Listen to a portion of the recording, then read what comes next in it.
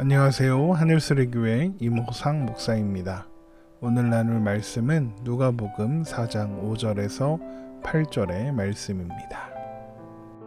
마귀가 또 예수를 이끌고 올라가서 순식간에 천하만국을 보이며 이르되 이 모든 권위와 그 영광을 내가 네게 주리라. 이것은 내게 넘겨준 것으로 내가 원하는 자에게 주노라. 그러므로 내가 만일 내게 절하면 다 내 것이 되리라. 예수께서 대답하여 이르시되 기록된 바 주 너희 하나님께 경배하고 다만 그를 섬기라 하였느니라. 아멘. 성령의 인도하심을 따라 광야에서 40일 동안 금식하신 예수님께 마귀는 하나님의 아들의 능력을 사용하여 돌들을 떡으로 바꾸어 먹으라 이렇게 시험했습니다. 예수님께서 가지신 힘과 권세와 능력을 예수님 자신만을 위해서 사용하라는 유혹인 동시에 자신의 능력을 의지해서 살라는 유혹이기도 했습니다. 그러나 예수님은 사람이 사는 것은 떡으로만 사는 것이 아니라 하나님으로부터 나오는 것으로 하나님께서 베풀어 주시는 은혜로만 사는 것이다 라고 말씀하심으로써 그 시험을 이기셨죠. 이렇게 첫 번째 시험에 실패한 마귀는 두 번째로 예수님을 시험합니다. 누가복음 4장 5절에서 7절입니다. 마귀가 또 예수를 이끌고 올라가서 순식간에 천하만국을 보이며 이르되 이 모든 권위와 그 영광을 내가 네게 주리라. 이것은 내게 넘겨준 것이므로 내가 원하는 자에게 주노라. 그러므로 내가 만일 내게 절하면 다 내 것이 되리라.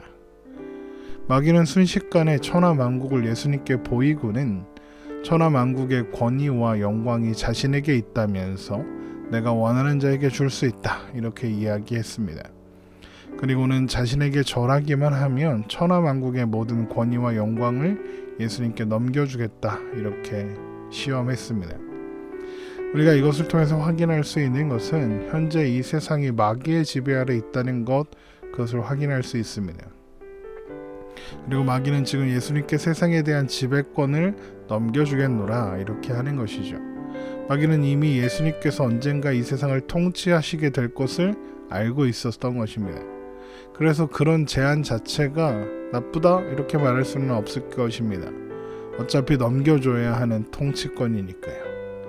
그러나 예수님으로 하여금 하나님의 때와 뜻에 대한 불순종을 부추기는 것입니다. 마귀는 결국 뭘 기다리고 있느냐, 뭘 그렇게 어렵게 하려고 하느냐, 내가 지금 당장 줄 수 있다, 나한테 절해라. 그러면 너 그렇게 어려운 길 가지 않아도 된다, 내가 그냥 줄게, 나에게 절해라, 나한테 엎드려 절해라 라고 시험했던 것입니다. 마귀는 지금 예수님에게 죄로부터 세상을 구원하려는 계획 실행하지 않고 즉시로 세상을 취할 수 있다 이렇게 유혹하는 것이죠. 이것은 예수님께서 십자가의 고통과 죽음을 경험하지 않아도 된다는 것을 의미했습니다. 결국 마귀는 고통 없는 지름길을 가라 이렇게 제안하고 있는 것이죠. 그러나 마귀는 고통과 죽음이 예수님께서 순종하시기로 결정한 하나님의 계획의 일부라는 것을 모르고 있는 것입니다.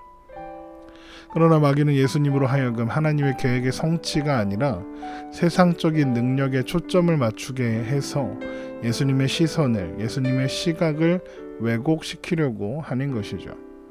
게다가 만일 이를 얻고자 마귀에게 경배한다면 아버지 하나님과의 관계는 영원히 끝나게 되겠죠. 결국 마귀 사탄은 이렇게 언제나 유일한 경배의 대상이신 하나님을 다른 것으로 대체하려고 시도한다는 것을 우리는 알 수 있습니다.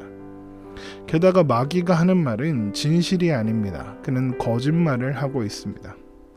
세상 권세를 마귀가 가지고 있고 자기 마음대로 다른 사람에게 줄 수 있는 것처럼 말하고 있죠. 물론 세상의 권세가 마귀의 소유에 있고 그래서 이 세상이 마귀가 원하는 대로 흘러가고 있는 것은 사실입니다. 그러나 그 모든 것은 결국에도 하나님의 주권 아래에서만 일어나는 일이다. 이것은 우리가 성경을 통해서 수없이 확인하는 것입니다. 예를 들어 마태복음 10장 29절을 보면 참새 2마리가 한 아사리온에 팔리지 않느냐. 그러나 너희 아버지께서 허락하지 아니하시면 그 하나도 땅에 떨어지지 아니하리라 라고 말씀하셔서 하나님의 허락 없이 이 땅 가운데 되는 일이 없음을 말씀하고 확인하고 계십니다. 그렇다면 마귀가 세상에서 어떤 권세를 가지고 활동하는 것처럼 보여도 결국에는 그것은 하나님이 허락하셨기 때문에 가능한 일이라는 것이죠. 결국엔 하나님의 주권의 범위 안에 있는 것일 뿐 마귀가 자기 마음대로 하는 것 아니라는 것입니다. 이렇게 마귀의 권세와 능력은 제한되어 있는 것이죠. 마귀는 하나님께서 정하신 때까지만 자기 마음대로 행하는 것처럼 보일 뿐인 것입니다. 그런데 마귀는 마치 천하만국이 자기 것인 것처럼 자기 마음대로 할 수 있는 것처럼 거짓말을 하고 있는 것입니다. 물론 마귀는 그렇게 생각하고 있을 수도 있었겠죠. 그런데 이런 마귀의 유혹이 오늘날 교회들에게 그대로 찾아오고 있는 것은 아닌가 생각하게 됩니다. 복음 전파라는 명분으로 쉬운 길을 택하라, 이런 유혹으로 찾아오고 있는 것 아닌가 하는 생각입니다. 교회들이 사람이 늘면 전부다 이렇게 생각해서 복음은 축소시키고 그 외의 것들, 좋은 건물이나 시설이나 어떤 프로그램이나 행사나 콘서트 같은 것들, 그런 것들에만 집중하고 있는 것은 아닐까 이런 생각이 들기 때문입니다. 어떤 집회를 보았습니다. 예전에는 그 집회에서 많은 목사님들이 나와서 복음을 선포하고 하나님의 말씀을 정직하게 선포하는 시간이 많았습니다. 그런데 언젠가부터 그럴듯한 성공 실화를 들려주는 어떤 기업가나 혹은 유명한 연예인들이 간증이라는 이름으로 혹은 콘서트라는 이름으로 더 많은 시간을 차지하는 그런 것을 본 적이 있습니다. 그것이 정말 기독교가 가야 하는 길인가 하는 의문이 드는 것이 현실입니다. 마귀는 언제나 쉬운 길을 찾으라고 합니다. 그러나 주님은 우리가 가는 길은 좁은 길, 어려운 길이 될 것이라고 말씀하셨습니다. 우리는 그것을 잊지 말아야 하겠습니다. 그 어떤 것도 복음을 대신해서는, 하나님의 말씀을 대신해서는 안 되는 일이겠습니다. 이런 마귀의 도발에 예수님께서는 이렇게 대답하십니다. 누가복음 4장 8절입니다. 예수께서 대답하여 이르시되 기록된 바 주 너희 하나님께 경배하고 다만 그를 섬기라 하였느니라. 예수님은 다시 한번 말씀으로 대처하신 것입니다. 신명기 6장 4절에서 5절입니다. 이스라엘아 들으라. 우리 하나님 여호와는 오직 유일한 여호와이시니 너는 마음을 다하고 뜻을 다하고 힘을 다하여 내 하나님 여호와를 사랑하라. 예수님은 둘을 함께 섬길 수 없다 말씀하시는 거예요. 누구도 둘을 함께 섬기고 사랑할 수 있는 사람은 없습니다. 예수님에게 있어서 목표에 도달하는 지름길을 선택하는 것, 마귀에게 경배함으로써 세상을 통치하는 것은 하나님만을 사랑하라는 말씀을 어기는 것이 되고 하나님의 뜻을 버리는 것이 되는 것이죠. 예수님은 여호와께만 경배하고 섬기기로 결정하신 거고 그렇게 선포하신 것입니다. 그렇게 함으로써 예수님은 세상을 구원하려는 예수님의 사명을 감당하실 수 있기 때문입니다. 또한 이것은 예수님께서 이 땅에 오신 목적이기도 합니다. 이게 무슨 말이냐 하면 이 세상의 모든 존재들은 하나님만 사랑하고 섬기도록 목적되어 있었습니다. 이사야 43장 7절입니다. 내 이름으로 불려지는 모든 자 곧 내가 내 영광을 위하여 창조한 자를 오게 하라. 그를 내가 지었고 그를 내가 만들었느니라. 이사야 43장 21절도 읽어보겠습니다. 이 백성은 내가 나를 위하여 지었나니 나를 찬송하게 하려 함이니라. 하나님께서 사람들을 만드신, 하나님의 백성을 만드신 목적이 무엇이라고 하셨습니까?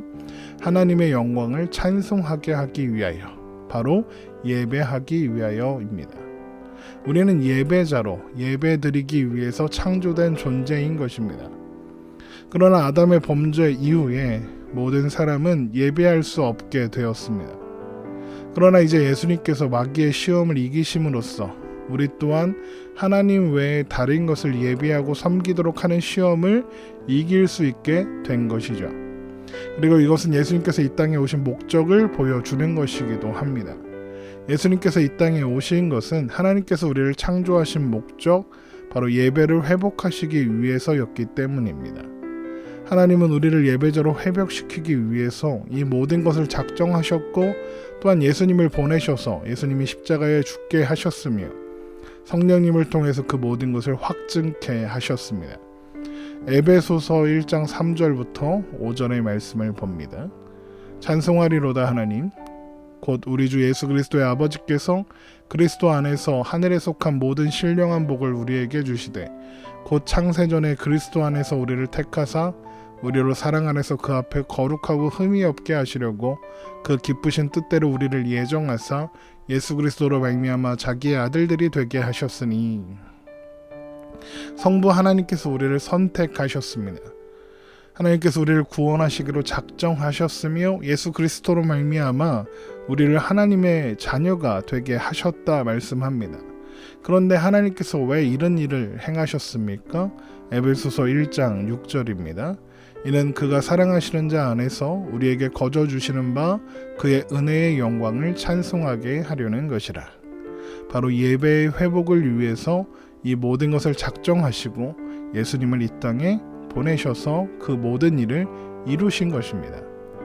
그리고 그 일은 예수님께서 피 흘려 주심으로 우리를 속량 곧 죄사함을 받게 하심으로써 이루어 주신 일입니다. 하나님의 계획이 예수님을 통해서 우리 안에 이루어지게 된 것이죠. 에베소서 1장 7절입니다. 우리는 그리스도 안에서 그의 은혜의 풍성함을 따라 그의 피로 말미암아 속량 곧 죄사함을 받았느니라. 예수님께서 십자가에 죽으시고 그 피로써 우리를 속량하셨습니다. 그런데 그 이유는 무엇일까요? 에베소서 1장 12절입니다. 이는 우리가 그리스도 안에서 전부터 바라던 그의 영광의 찬송이 되게 하려 하심이라. 성부 하나님께서 우리를 선택하시고 그리스도를 이 땅에 보내신 이유와 똑같습니다. 그의 영광이 찬송이 되게 하려 하심이라. 예배가 회복되게 하시기 위해서입니다. 또한 성령 하나님께서도 예수 그리스도께서 이루신 구원을 우리 안에 확증시켜 주시고 보증해 주시는입니다. 에베소서 1장 13절입니다. 그 안에서 너희도 진리의 말씀 곧 너희의 구원의 복음을 듣고 그 안에서 또한 믿어 약속의 성령으로 인치심을 받았으니. 그러면 성령님은 왜 이런 일을 행하실까요? 에베소서 1장 14절입니다. 이는 우리 기업의 보증이 되사 그 얻으신 것을 속량하시고 그의 영광을 찬송하게 하려 하심이라. 마찬가지입니다. 마찬가지로 그의 영광을 찬송하게 하려 하심입니다. 하나님께서 인간을 창조하신 창조의 목적을 무엇이라고 했습니까? 예배자 되게 하시기 위해서였습니다. 그런데 우리가 죄로 말미암아 예배를 드릴 수 없는 상태로 망가져 버렸죠. 그것을 삼위 하나님께서 회복시키시기 위해서 모든 일을 이루어 주신 것입니다. 하나님께 영광과 찬송이 되게 하시기 위해서, 예배가 회복되게 하시기 위하여 이 모든 것을 이루어 주신 것입니다. 그래서 예배는 구원받은 자에게 반드시 나타나는 결과입니다. 그래서 우리는 예배해야 하는 것이죠. 결국 예수님께서 이 땅에 오셔서 행하시고 이루시는 모든 일들은 우리로 하나님 앞에 영광과 찬송이 되게 하시기 위한 것입니다. 예배자가 되게 하시기 위한 것이죠. 지금 예수님께서 마귀의 시험을 이기심으로써 예수님께서 이 땅에 오셔서 이루고자 하시는 일들을 확증하고 우리에게 보여주시는 것이기도 한 것입니다. 여러분, 우리가 살아갈 수 있는 이유는 하나님께서 우리의 모든 것 되시기 때문입니다. 하나님께서 우리의 창조도 되시며 우리의 구원자 되시며 우리의 모든 것 되십니다. 우리는 하나님과 함께 할 때 가장 복된 인생을 살 수 있습니다. 그리고 하나님과 함께 사는 것이 곧 예배입니다. 결국 우리는 하나님을 섬기고 하나님을 예배함으로써 가장 복된 삶을, 가장 행복한 삶을 살 수 있게 되는 것이죠. 우리는 예배할 때 가장 행복한 존재들입니다. 우리가 살아가는 오늘의 삶이 하나님과 동행함으로써 모든 순간이 예배가 되기를 소망합니다. 그로 인해서 우리의 오늘이 우리의 모든 순간이 가장 행복한 시간이 되기를 주님의 이름으로 축원합니다.